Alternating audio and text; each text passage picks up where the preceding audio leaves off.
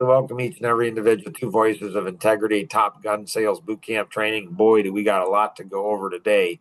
Holy cow, woke up at 4 o'clock this morning and thinking my mind was racing, tipping point. I'm like, ooh, how do I connect all these dots together? So can't wait to do that. Nora, what you got today?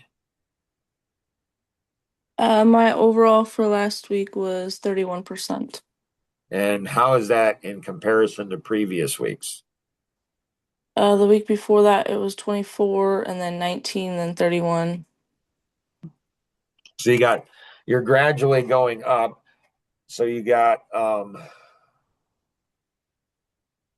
roller coaster effect going. Can't wait for your PPA, your pressure point analysis, to see the graphs and the charts so you can see trends and say, what am I doing different? How is this different? So congratulations. Um, so the percentage increase, so 31%. And what was the previous week? 24. So I take 31 divided by 24, and you had a 29% increase in work productivity. So you go, girl. Anything else you got? No. Okay. Kenny, what you got? Still don't have my numbers. Okay. Good that you went ahead and shared something. So that's awesome.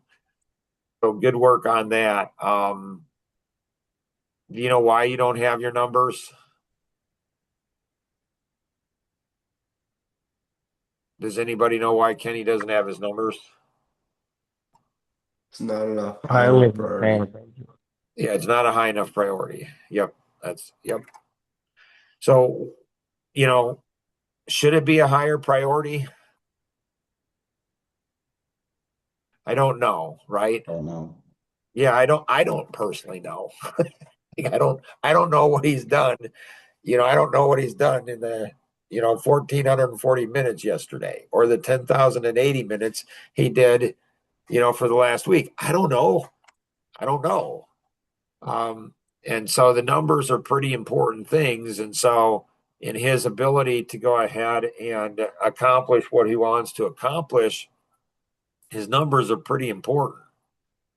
So when my kids, I've shared this before, but I'm going to share it again. Like when my kids, I'd say, hey, your mom said to clean your room. The room's not clean, obviously. Why not? And I trained the kids from a very young age to say, yeah, sorry, Dad, it's not a high enough priority. And I would immediately give them a hug or a high five and say, Dad loves the truth. That is awesome. That's spectacular. Good work. Now, let's take a look at your priorities. Now, what people, children, and adults do is they give you pieces of data. It's a fascinating thing. Well, what did you do for the day? Well, Dad, I helped Mom. How long did that take? An hour. Okay. So if you had 10 hours, we have to account for the last 10 hours, like all of the time. So what people will do is they will tell you what you want to hear to get out of it. They're not going to tell you the thing that shouldn't have been the priority. They're going to tell you the things to seduce you, to deceive you, to distract you, the 9 Ds. That's what they're going to do. And so the thing that's most important is for Kenny to feel the pain. If he misprioritizes things, it's going to be painful. So he did a drive along yesterday, and so that's, seems to be going good. Everything's moving in that direction. So Kenny needs to think, if I don't go ahead and get my numbers,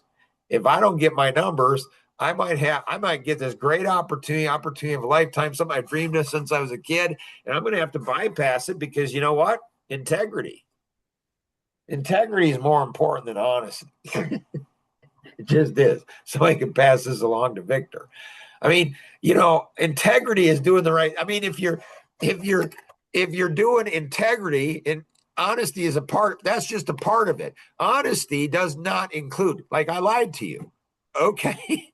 Like, that's honest. I hit you in the face. That's honest. I stole from you. That's honest. I'm a drug addict. I'm an addict. I'm an alcoholic. I mistreated you. That's all honesty. Okay. Integrity. And so So Kenny needs to understand and see the dots, to connect the dots, to say, if I misprioritize, I could miss the chance of what I think at the time is a chance of a lifetime. So I'm going to have to make a choice. Is that choice going to be black and white for Kenny? Is it going to be clear based on the documentation of if he's transferred everything over to other people? Is that going to be clear?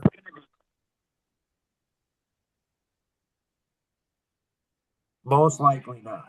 Some of it will. So there's the black and white, so yeah, no, there's no way, Kenny. There's no way in the world. How could you possibly think that you transferred it over? This and this and this and this didn't get transferred over. So no, but it's probably not going to be that way. Maybe it is. If it's black and white, that's easiest for everybody. Like Kenny will say, yeah, I didn't do it. I'm going to have to wait another 3 months. Okay. That's life. Glad you're young. It's probably not going to be that. There's going to be a bunch of gray. Did he, didn't he? That's where it gets tough. That's where the real integrity comes in.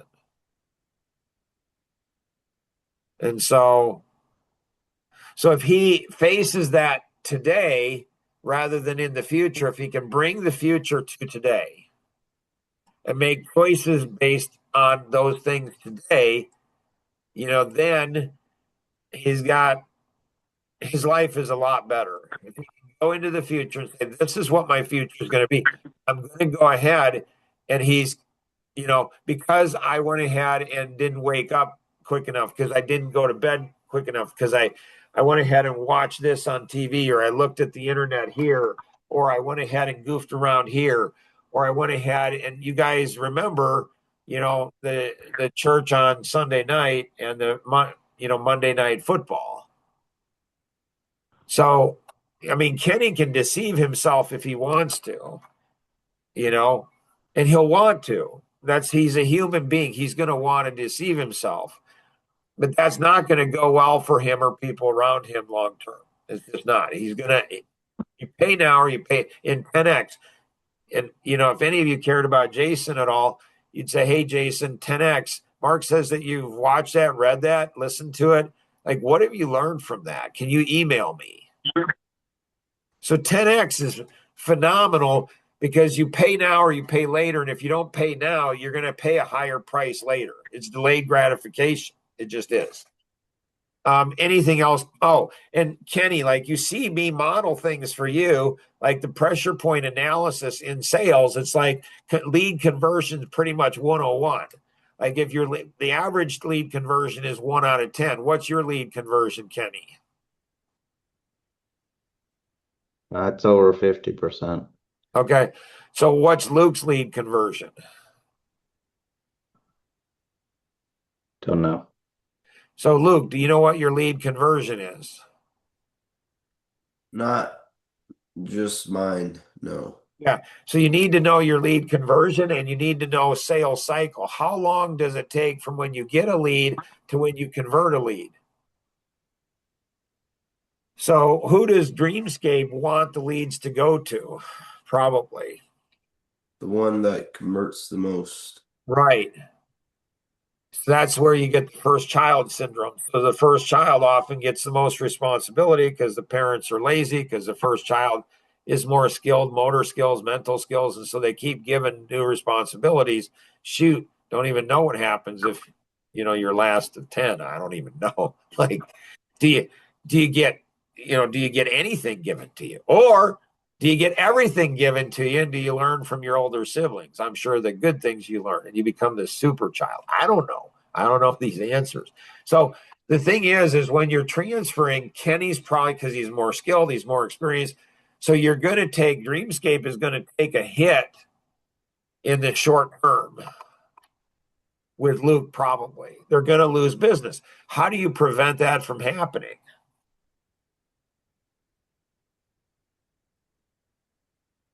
You watch your lead sales closing ratio like a hawk.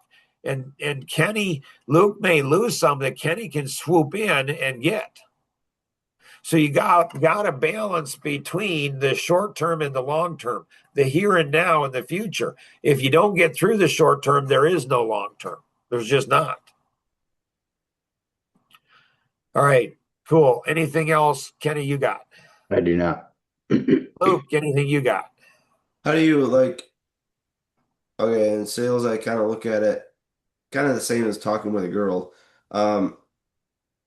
Beforehand, you kind of get in your head what you want to say, and then once you come in the moment, like it totally goes the opposite way that you thought it would be. How do you prepare for yourself, or I guess how do you handle that? Or I don't know what my question is. I think I don't know if it's in Red Team or The Art of War. Man, you guys should read. I'm just telling you. You should read. You should all read. And so in war, one of the books that I read on war, and there's a handful of them that I have, that a battle plan, you put together a battle plan and it's perfect until the enemy hits you. So why do you put together a battle plan if the enemy is going to disrupt that battle plan anyways? Why even do the work of putting together a battle plan?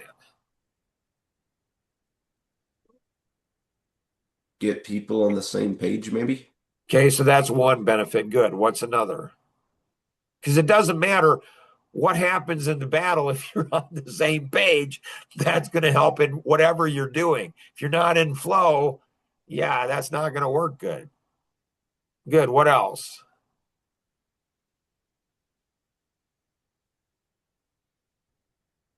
So you're going to have more confidence. And when you go ahead and do a debrief, like in Flawless Execution by James Murphy, which I'm sure Nora probably ordered that book and is getting ready to read it because it's on flight. And so when you do a debrief after a mission, were you successful or were you not successful? Why did we anticipate the enemy? Why did we anticipate the elements? So when, back when we had 22 employees and we had different departments, they're like, well, Mark, this happened. I'm like, okay, so you had a disaster. Yeah. So you had a project. Yeah. And you had one day where you didn't have electricity, the equipment went out, something like that. So how many disaster days did you plan? Well, none. Did you not anticipate that something was going to go wrong? Because you should have. Well, we had 2 days versus 1 day. Okay, well, next time plan for 2 days. Like, you can get better at seeing into the future if you go ahead and learn from the past. Ooh, that's good. I have to remember that. That's why you want analytic driver analytic friends, because they will go ahead, and learn things from the past. They will look into the future. Living in the here and now. This is why the driver and the analytic needs to have amiable and expressive friends, I guess. I don't know. In theory, they do. So you live in the moment. That's important. With an eye towards the future. That's important. With a reflection of the past. That's important. To have all of these things in flow is really important.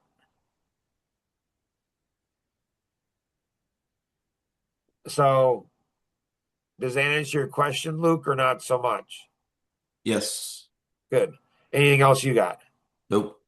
Okay, Andrew is joining us. Welcome, Andrew. Now, Andrew, he's got to go ahead and catch up. So he's got to catch up. So he's got, 3 months to catch up on you guys. 4 months now. He's got to catch up. So how long is that going to take him to catch up? If he's participating every single day, how long is it going to take him to catch up? It depends. So they're 30-minute lessons roughly. So it depends how many of those is he going to do? If he does, one extra lesson, the live lesson, and then goes into the back and picks up. If he does one extra one a day, how long is it going to take him to catch up? 3 months. Or the same time that we've been doing At the it. same time, 3 or 4 months. So 4 months to catch up. So for 4 months in, it's going to take him 4 months to catch up. How many months does he want to catch up in? Like, how long does he want to go ahead? When does he want to catch up to you guys? The sooner the better. The sooner the better. So you got to ask him, how quickly would you like to catch up? And if he says, well, I'd like to catch up to you guys in 2 months. Okay. So what does he have to do? He has to do this lesson plus 2 other lessons. So he's got to put an hour a day in addition to this one, if he wants to catch up in 2 months. So this is just planning. It's just planning. If you've just worked in the factory your whole life, or if you've never had to plan or think through things, you just kind of come up, show up to work, and that's all you do. You don't have to plan things out. You don't have to coordinate things. You don't have to logistically say, okay, how do I balance all of these things? You don't have to do any of that. So you guys need to work with him to say, how quickly do you want to catch up? And that will reveal to you guys how committed he is. So consistent consideration and competency. Competency comes from doing hard work consistently and considering like yourself and other people and all the other things. And so he's got a fiance he's got to consider. This is not going to be easy. This is not going to be easy. Why not? Why is it not going to be easy for him to consider his fiance?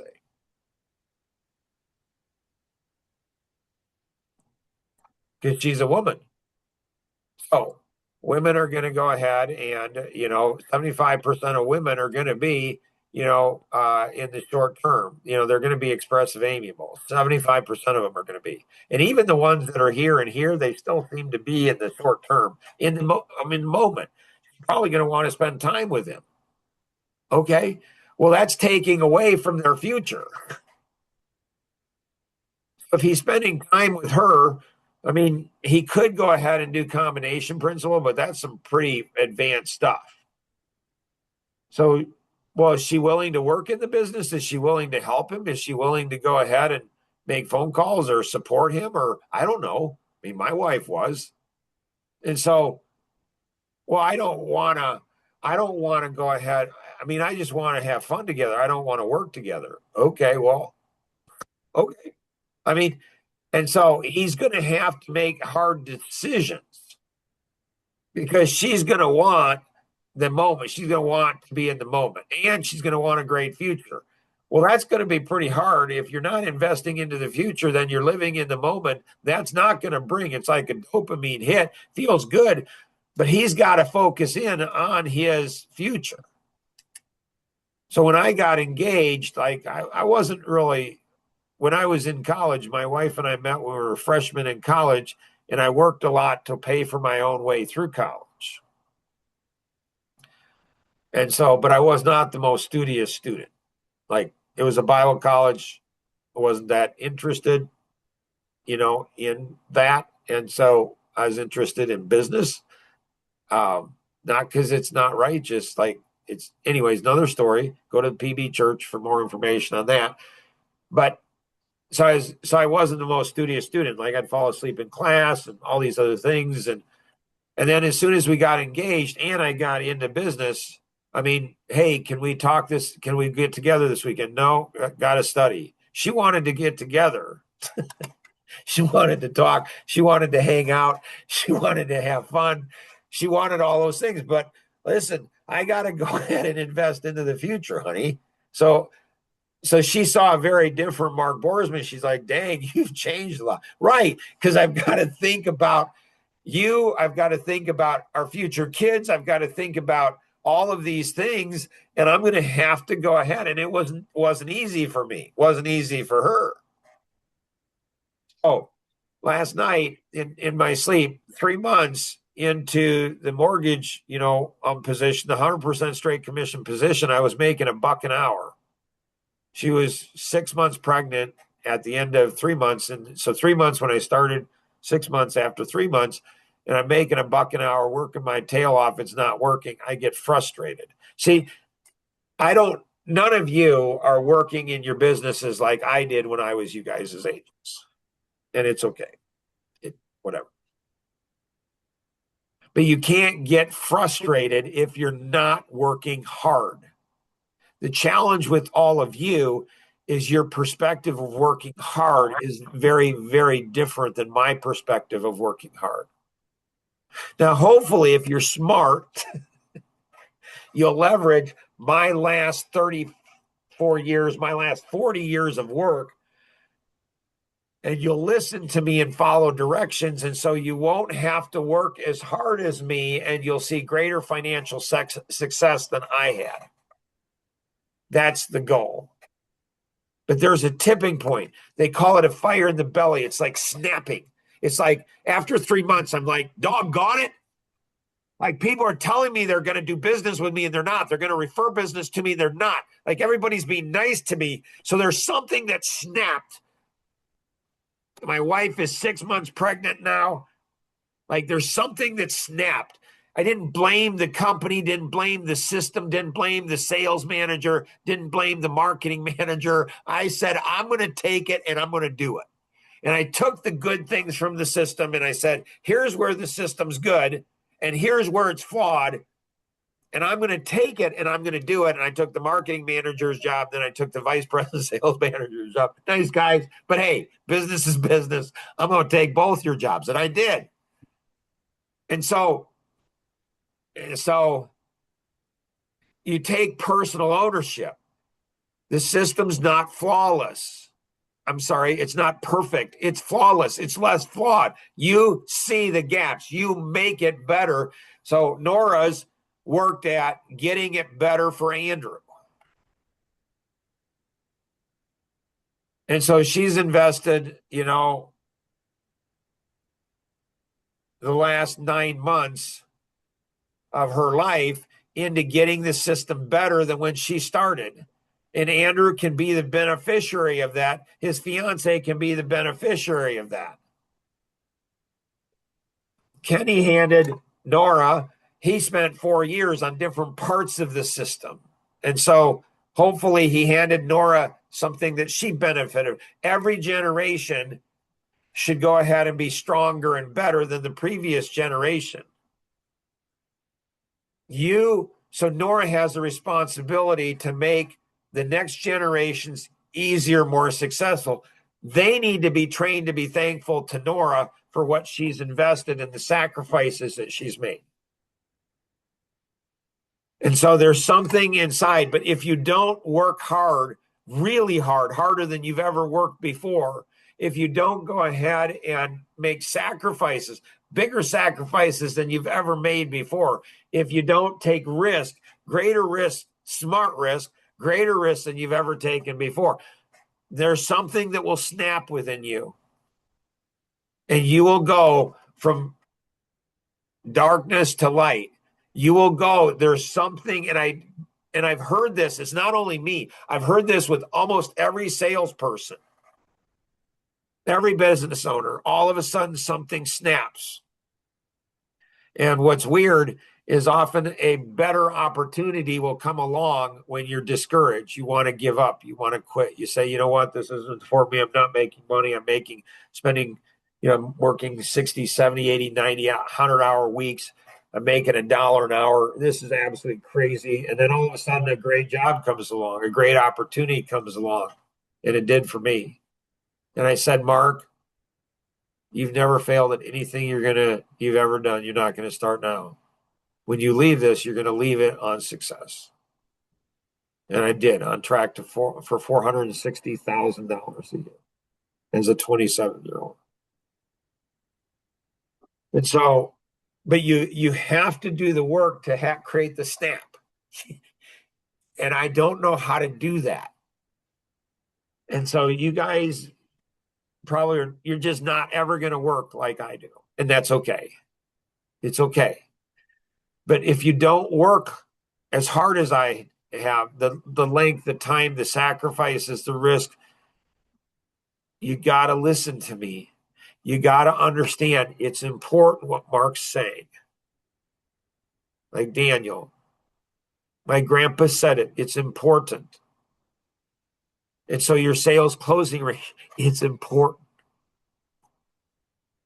tracking your time, setting goals, following through, getting frustrated, reviewing things.